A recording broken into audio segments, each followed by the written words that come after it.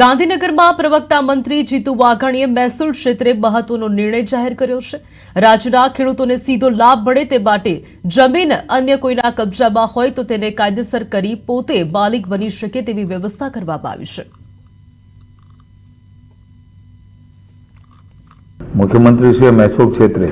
જે એક મહત્વનો નિર્ણય લીધો છે એના માટે ખાસ અભિનંદન પાઠવા। આ નિર્ણયથી રાજ્યના અનેક ખેડૂતોને સીધો જ ફાયદો થવાનો છે। આપ સૌ પણ જાણો છો કે આ નિર્ણયથી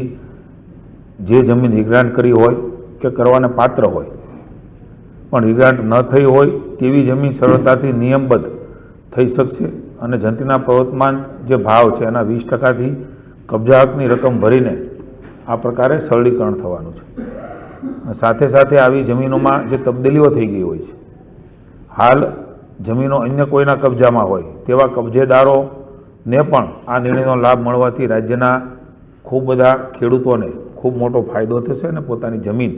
કાયદેસર કરીને માલિકી હક પ્રાપ્ત કરી શકશે। એના માટે વિશેષ મુખ્યમંત્રીશ્રીને બહુ મહત્વનો વર્ષોથી અટવાયેલો નિર્ણય લેવા માટે વિશેષ અભિનંદન આપ્યા। મુખ્યમંત્રીશ્રીએ ગયા વર્ષે જે પ્રકારે વરસાદ વહેલા આવ્યો અને એમના કારણે આપ સૌ જાણો છો કે એક મહત્વાકાંક્ષી રાજ્ય સરકારની યોજના માનનીય મોદી સાહેબે શરૂ કરેલી યાત્રા પાણી બચાવો, પાણીનો સંગ્રહ કરવો, જમીનમાં ઉતારવું, માનનીય મોદી સાહેબે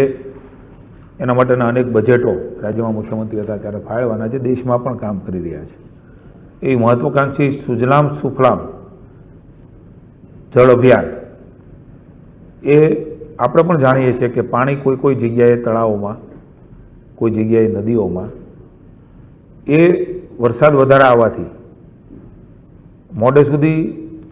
ક્યારેક ફેબ્રુઆરી ક્યારેક માર્ચ સુધી પણ ભરેલું હોય છે। આ વખતે માનનીય મુખ્યમંત્રીશ્રી આજે કેબિનેટમાં નિર્ણય લીધો છે, સૂચનાઓ આપી છે ચીફ સેક્રેટરીને કે સુજલામ સુફલામ જળ અભિયાન યોજના એ 21 ફેબ્રુઆરીથી શરૂ કરવામાં આવે, જેનો ફાયદો એ થશે કે જે પ્રકારે ક્યારેક વાતાવરણના કારણે વહેલો વરસાદ ગયા વર્ષે ખૂબ વહેલો આવી ગયો હતો તો એના કારણે આપણા તળાવો એ ઊંડા ઉતરી શક્યા નહોતા। એટલા મહત્વાકાંક્ષી જે યોજના છે 21 ફેબ્રુઆરીથી શરૂ કરવાનો નિર્ણય એ માનનીય મુખ્યમંત્રીએ સૂચના આપી છે અને એમાં પણ કેટલાક મહત્વની બાબતો પણ ધ્યાન મુખ્યમંત્રીશ્રીએ મહેસૂલ ક્ષેત્રે જે એક મહત્વનો નિર્ણય લીધો છે એના માટે ખાસ